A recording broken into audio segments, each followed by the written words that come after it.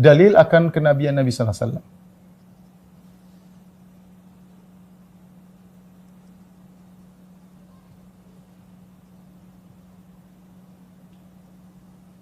Yang kalau dalam bahasa Arab sering disebut dengan dalailun nubuwah, yaitu dalail nubuwah. Kalau istilah kita sering bilang apa? Mukjizat. Apa sih yang membuktikan Nabi sallallahu alaihi wasallam adalah seorang nabi? Banyak dalilnya, sebagian ulama dan puluhan ya, banyak sekali ya tentang Nabi adalah seorang nabi, tapi kita bisa klasifikasikan pendalilan bahwasanya Rasulullah seorang nabi dalam beberapa pendalilan, di antaranya misalnya dari sisi mukjizat al-hissiyah, yaitu mukjizat yang nampak ya, yang nampak jelas. Seperti apa? Dan ini banyak sekali, seperti iqtarabatis sa'atu wan syaqqal qamar, ya, terbelahnya rembulan, terbelahnya bulan. Ini pernah terjadi di zaman Nabi sallallahu alaihi wasallam. Misalnya keluar air dari jari-jari Nabi sallallahu alaihi wasallam. Dari Nabi sallallahu alaihi wasallam. Contohnya makanan jadi banyak, tidak habis-habis. Makanan dan susu, minuman jadi banyak, tidak habis-habis. Misalnya tasbih makanan, para sahabat mendengar makanan bertasbih, ya.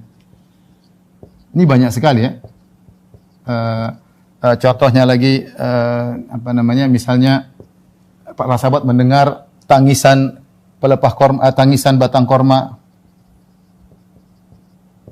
Ya, batang korma yang dahulu Nabi sallallahu alaihi wasallam biasanya bersandar kepada batang korma tersebut ketika berkhutbah. Ketika dibuat mimbar, Rasulullah SAW meninggalkan batang korma tersebut, maka terdengar isakan dan tangisan batang korma tersebut. Ya, belum lagi Nabi menyembuhkan penyakit langsung dan banyak hal ya, banyak hal mukjizat yang nampak ini sangat banyak ya. Dan ini membuktikan beliau adalah seorang rasul. Kemudian dari sisi yang lain, di antara mukjizat yang sangat hebat adalah mukjizat Al-Qur'an. Al-Qur'anul Karim ya. Al-Qur'anul Karim ya, sampai Allah turunkan beberapa ayat. Wa in kuntum fi raibim mimma nazzalna ala abdina fa'tu bi suratin min mithlih. Kalau kalian ragu tentang apa yang kami turun kepada Nabi sallallahu alaihi wasallam, maka datangkanlah satu surat saja. Seperti ya, sebelumnya Allah mengatakan datangkanlah seperti Al-Qur'an. Qul lan ijtama'atil insu wal jinnu ala ya'tu mithli hadzal Qur'an la ya'tuna bi mithlihi walau kana ba'dhum li ba'dhin dhahira. Katakanlah wahai Muhammad, kalau seluruh manusia bersatu padu dengan jin sekalian untuk mendatangkan seperti Al-Qur'an, mereka tidak mampu, ya.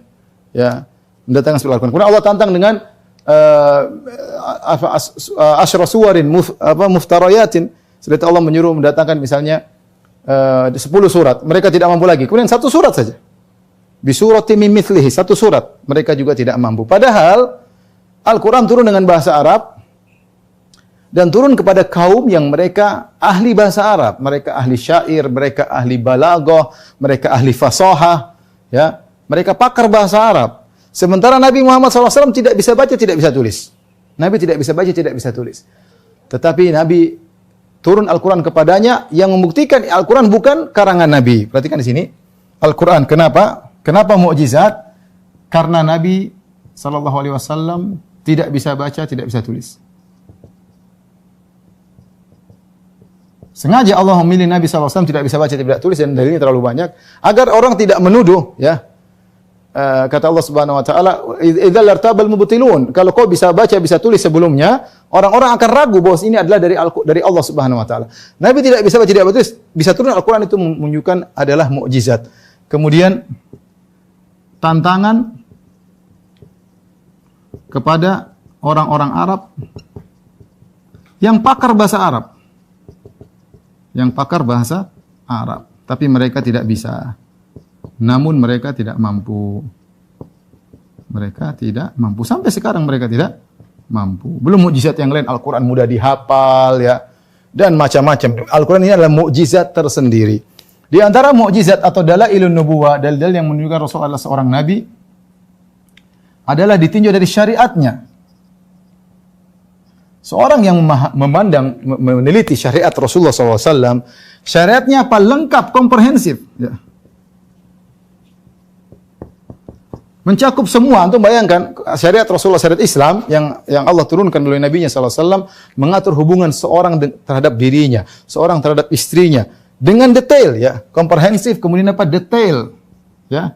Bukan hanya global detail, bagaimana hubungan terhadap anaknya, bagaimana susuan, hadhanah, jelas dalam hukum Islam lengkap. Bagaimana hubungannya dengan tetangganya, bagaimana masalah perceraian, masalah mahar, lengkap semuanya. Bagaimana hubungan sebagai kemasyarakatan, sebagai warga negara, bagaimana hubungan antara negara satu dengan negara yang lainnya, bagaimana interaksi dengan orang-orang non-muslim. Semua, bagaimana kalau ada kriminalisasi, bagaimana, lengkap semua. Seorang yang memperhatikan syariat Islam, dia tidak akan mendapatkan syariat yang seperti ini. Ya lengkap, yang bertahan dari dulu sampai sekarang, menunjukkan syariat yang luar biasa, yang kalau diteliti kita tahu bahwa itu syariat yang adalah mukjizat tersendiri. Ya. Sampai-sampai kepada syariat yang orang benci seperti syariat poligami, kalau kita mau bahas syariat poligami adalah mukjizat tersendiri, meskipun kita tidak mempraktekannya. Tapi maksud saya, itu syariat luar biasa, ya, karena dia memandang dari kemaslahatan makro bukan kemaslahatan mikro. Tapi ini pembahasannya perlu pembahasan tersendiri. Maksud saya, di antara mukjizat menunjukkan Nabi Muhammad SAW adalah seorang Nabi adalah syariatnya yang sempurna. Makanya Allah mengatakan, Al-yawma akmaltu lakum dinakum.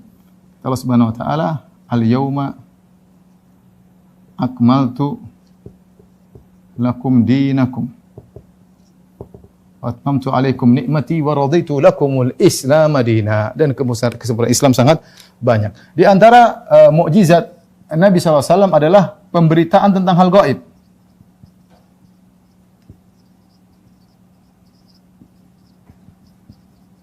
Dalam Al-Quran di antaranya, betapa sering Rasulullah SAW menceritakan tentang hal gaib, dan itu adalah kalau dia bukan utusan Tuhan, nggak mungkin dia tahu. Contohnya dalam Al-Quran, kita sebutkan 3 dalam Al-Quran. Contoh dalam Al-Quran, Allah berfirman, Allah berfirman dalam Al-Quran, Gulibatir Rum fi adnal ardi wa hum min ba'di ghalabihim sayaglibun. Wa hum min ba'di ghalabihim sayaglibun fi bid'i sinin. Fi bid'i sini. Kata Allah Subhanahu wa taala, Romawi terkalahkan. Siapa yang mengalahkan? Persia. Kata Allah, wa hum min ba'di ghalabim sayaghlibun. Mereka kalah, nanti mereka bakalan menang. Di sini Allah mengabarkan bahwasanya Romawi akan menang. Jadi ketika turun ayat ini Romawi kalah, tapi Allah mengatakan Romawi akan menang. Mengalahkan Persia. Dalam beberapa tahun, fi bid'i sinin. Beberapa tahun, bid'a itu antara, yaitu kurang dari 10 tahun. Kurang dari 10 tahun. Kurang dari 10 tahun. Dan benar, setelah turun ayat ini kira-kira 9 tahun atau berapa tahun, kemudian Romawi mengalahkan Persia. Ini kan berarti perkara gaib yang Allah kabarkan dan benar. Allah kabarkan benar. Contoh lagi perkara gaib dalam Al-Quran yang Allah kabarkan dan terjadi. Misalnya Allah mengatakan tentang Yahudi. Kata Allah Subhanahu wa taala, Qul in kanat lakumud darul akhiratu indallahi khalisatan min dunin nas fatamannawul maut. Kata Allah Subhanahu wa taala, fatamannawul mauta in kuntum shadiqin. Kemudian kata Allah, walan yatamannahu abadan. Walan yatamannahu abadan bima qaddamat aydihim. Kata Allah, katakanlah wahai Rasulullah kepada orang-orang Yahudi, kalau kalian menyangka kalian pasti masuk surga, bahwasanya surga adalah milik kalian, maka mintalah mati wahai orang Yahudi. Mintalah mati. Kalau kalian merasa mati pasti mau surga, minta mati saja. Ngapain hidup di dunia lama-lama? Datang kepada aku, berdoa agar cepat mati. Kalau kalian yakin masuk surga. Kemudian kata Allah, walay yatamannahu abada. Yahudi tidak bakalan pernah minta mati. Kata Allah Subhanahu wa taala, Yahudi tidak bakalan minta mati. Dan benar. Ketika turun ayat ini, tidak seorang pun Yahudi datang kemudian mendustakan Al-Qur'an. Itu Al-Quran musalah, saya minta mati. Enggak ada. Tantangan. Allah bilang tidak bakalan satu dari mereka pun minta mati. Dan benar sampai Nabi meninggal tidak ada yang satu pun minta mati kepada Nabi. Bukti bahwasanya ini tentang mukjizat masa depan. Dan terbukti. Contoh lagi misalnya, turun surat Al-Lahab. Kata Allah Subhanahu wa ta'ala, tabbat yada abi lahabi wa tabba. Ma aghna anhu ruhu wa ma kasab. Sayasla naran dzata lahab. Naran dzata lahab. Wa imra'atuhu hammalatal hatab fi jidha hablum min masad. Dalam surat Al-Lahab Allah mengabarkan Abu Lahab di neraka, istrinya di neraka. Allah kabarkan dalam surat ini, ya, Abu Lahab dan istrinya di neraka. Baik. Ini masih di awal-awal Islam. Awal pertama kali surat ini turun ketika Nabi pertama kali berdakwah.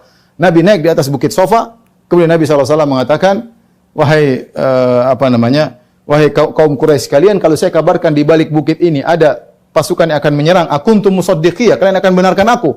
Kata mereka semua, benar, kami akan membenarkan engkau. Ma jarrabna kadziban. Kami tidak pernah tahu kau berdosa. Ma jarrabna alaika illa kadzib. Illa sidq. Kami tidak pernah tahu dari engkau kecuali illa sidqa, yang kami tahu kau selalu jujur. Kalau begitu kata Nabi sallallahu alaihi wasallam, fa inni munziru baina yadaykum adzaban syadidan, ya. Kalau gitu saya ingatkan kepada kalian, ada azab yang pedih kalau kalian tidak beriman. Ketika itu pamannya Abu Lahab marah.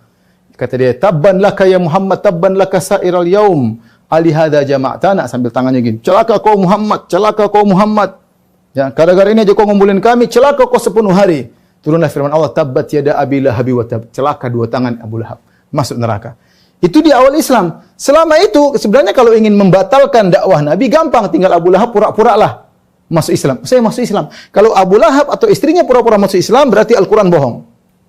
Tapi sampai mereka meninggal, mereka tidak masuk Islam dan menunjukkan mukjizat Nabi, Al-Quran benar, tidak ada salahnya. Kemudian yang terakhir di antara mukjizat Nabi SAW adalah akhlak Rasulullah SAW. Akhlak dan perjalanan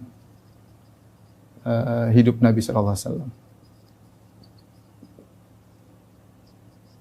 Ya ikhwan, kalau kita perhatikan akhlak dan perjalanan Nabi SAW, kita akan tahu bahwasanya Rasulullah SAW adalah seorang utusan Tuhan. Karena seluruh perilaku Nabi SAW adalah teladan. Seluruh perbuatan Nabi adalah teladan. Di mana Nabi dijaga oleh Allah Subhanahu wa taala. Akhlak yang semua akhlaknya mukjizat, dan ini sudah pernah saya sampaikan dalam kajian tersendiri tentang mukjizat akhlak Nabi. Kita harus belajar agar kita cinta kepada Nabi SAW. Beliau teladan dalam segala hal. Sirah beliau Nabi lengkap dan beliau teladan dalam segala hal. Kalau kita dapati orang-orang tokoh-tokoh tertentu, dia hanya teladan pada sebagian sisi, jagoan dalam sebagian sisi. Terkadang sirah mereka pun tidak lengkap. Adapun Nabi SAW sirahnya lengkap dari A sampai Z, dan seluruh kehidupan Nabi adalah teladan.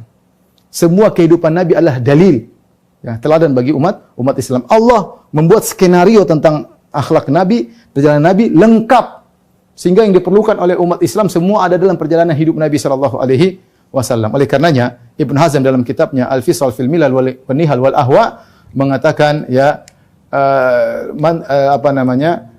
fa inna siratahu liman ta'ammalaha, sungguhnya sirah Nabi sallallahu alaihi wasallam bagi siapa yang memperhatikannya, taqtadi, ya, at-tasdiq bihi. Kalau barang siapa memperhatikan sirah Nabi dengan serius, mau tidak mau dia pasti membenarkan Nabi Muhammad sallallahu alaihi wasallam. Dia pasti beriman kepada Rasulullah sallallahu. Kenapa? Karena sirah Nabi, kata Ibnu Hazm, adalah mukjizat tersendiri.